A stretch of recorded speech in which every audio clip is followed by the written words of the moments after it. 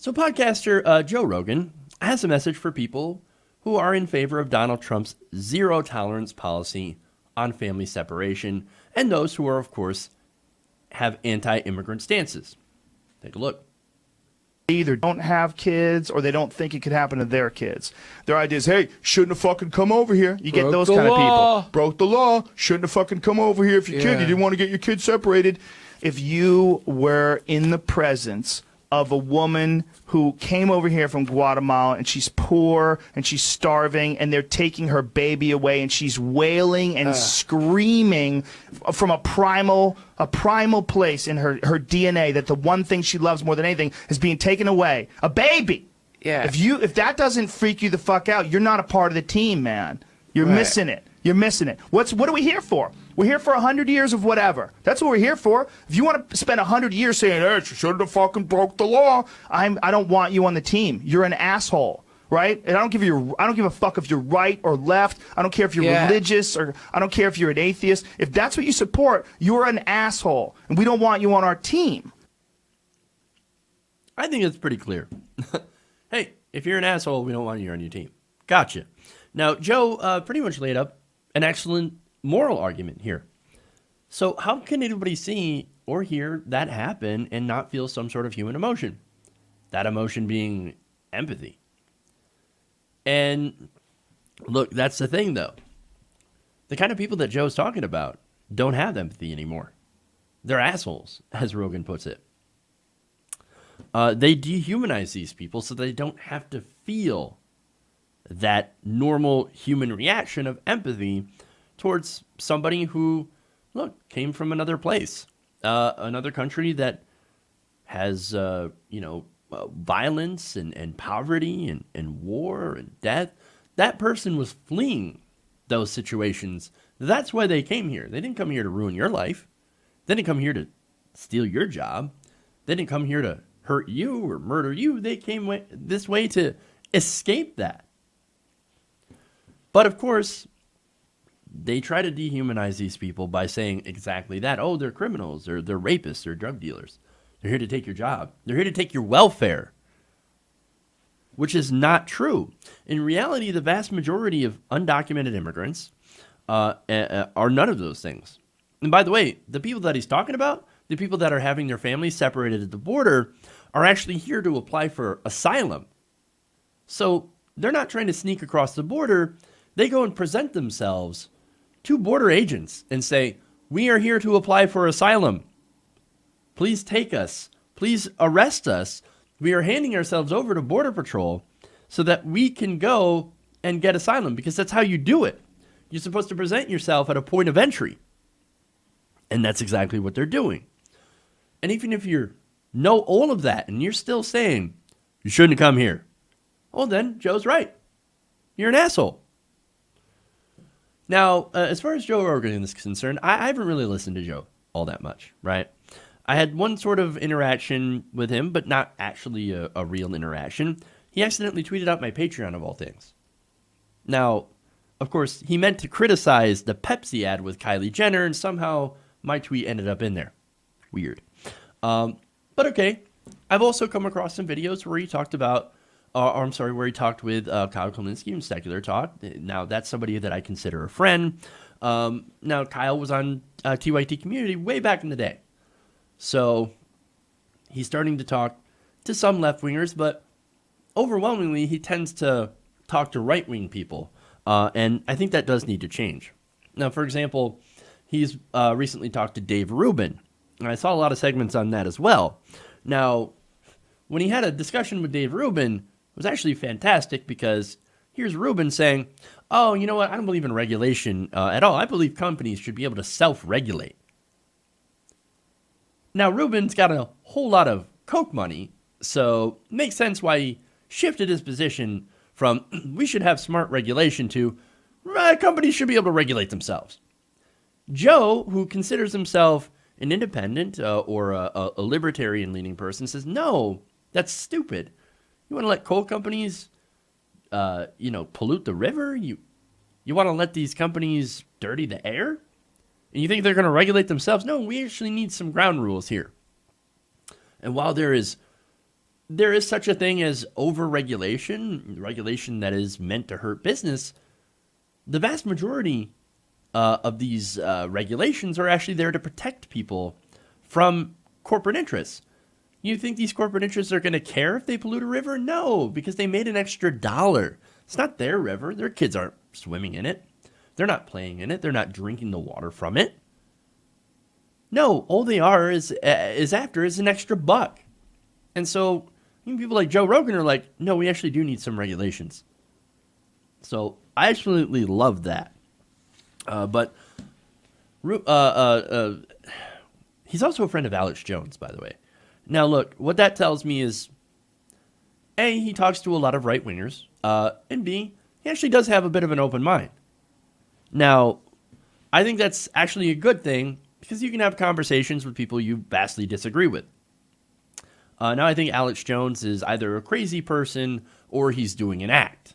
So, look, God forbid, right, that Alex Jones is just playing a character, and he's actually like a super nice, sane, rational guy underneath it, and it's just like, yeah, I'm just doing this for money. Well, A, he's a terrible person, but hey, might be good enough for at least for Rogan to talk to and to consider a friend. I don't know.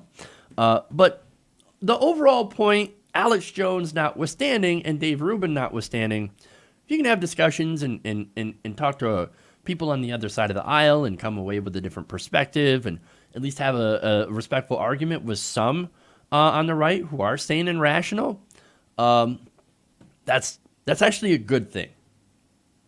And I actually like having an open dialogue, even if you disagree. That's why I always bring Sean on the show when we have these discussions, because I disagree with him on just about everything, but at least you can have some sort of semblance of rational discussion. But anyway, that brings me to the video here on some of Joe's possible beliefs. Well, let's take a look at that. If you agree with certain economic policies that I don't agree with, and we could have a discussion about it, we could figure out why you agree, and we could figure out why people are allowing all of this money to get into politics. Why are we allowing all these special interest groups and lobbyists to interfere with our laws and influence our politicians and create all this shit that we don't want? Well, here's the number one reason. You can't just vote online. You can't just vote. It's not one person, one vote. Right. It's the Electoral College, and there's a lot of checks and balances that are in place. It's all wonderful and groovy, but it's not giving the trust to the people. Right. The trust to the people that they're informed, that they can make their own decisions, that more people should be able to make these decisions. But they're happening now. That 28-year-old girl who won in New York, dude. 28-year-old That's it. Democratic socialist. Whether I agree with her or not, and I don't know if I do or don't. I bet I agree with her on a lot of things. I think education should be free. I think we should figure out a way. If we could pay for bombs, we could pay for schools. I think this idea that everybody should have health care, it's a great idea. Who the fuck wants people to not be healthy? Who wants people to be hurt and not be able to fix it? Are you really saying that struggling people should have to pay exorbitant amounts of money to get fixed when we could maybe chip in and help members of our team? That's stupid. Can't fill it up. Figure it out yourself. I had to. You got lucky, bitch. You got lucky you don't have leukemia. You didn't break both your legs when you were 18. Your parents are dead. Right. You got lucky, piece of shit. These are people on our team. Right. Because I'm not talking about people who are lazy, good-for-nothing, losers, mooching off the system. You're going to have that, too. Well, we got to figure out how to educate people so that happens less and less. All right, so, again, Joe, I pretty much agree with him on a lot of that stuff. Especially about the money in politics, man. Yes, you've got all this money in politics, and you've got all these politicians getting paid off by these companies, and those politicians will do whatever the companies tell them to. But there's a couple of things that I disagree with. For example, voting online. And I used to think that was a fantastic idea, right? And then I got schooled. So I spoke to, at length, to Brad Friedman. Brad Friedman runs a little thing called Brad Blog. Hey, giving you a plug there. On his show, he talks about electoral integrity. So he's a big booster of paper ballots. Why paper ballots? Why we got the internet? Why don't we just vote online? Well, it's because it's insecure. It's one of the most insecure things you can do. If you've ever run a poll online, you would probably notice that those results are not exactly as reliable as they could be. Why? It's because you have people spoofing accounts. You've got sock puppet accounts. You've got all that stuff. And if you allow voting online, it would probably be susceptible to the same problems. Also, you might actually have the issue of whether it be other countries hacking into and changing election results, or political parties hacking in and changing those electoral results. So you want to have something that is accountable, that you can go and you can track the paper trail, and you can make sure that those results are actually what they are supposed to be, that it actually represents the will of the people and not just the will of spam bots. So I get that. So look, on a lot of that stuff, Joe considers himself, and I'm you know, this is from what I've heard of him and what I've seen, considers himself like libertarianish, right? But on things like regulation, healthcare, education, you heard him. Hey, we should all have healthcare. We should all have education. Well, those are progressive viewpoints. And as I said before, it seems like he is very open-minded to different viewpoints, and I think that is an excellent thing. Those are the types of people you can actually have a good conversation with, even if you don't agree. And of course, as he mentioned, look, I don't know if I agree with everything that Ocasio-Cortez and people on the left talk about, but I'm open to hearing it. I'm open to hearing it as long as you are basically good, just a good person and are not an asshole. So, look, that's a good thing. I'm open to dialogue. I'm glad that he's open to dialogue. And the good thing about that is that maybe if there is this open dialogue, that somebody will come away with a new perspective on something that maybe they never heard before.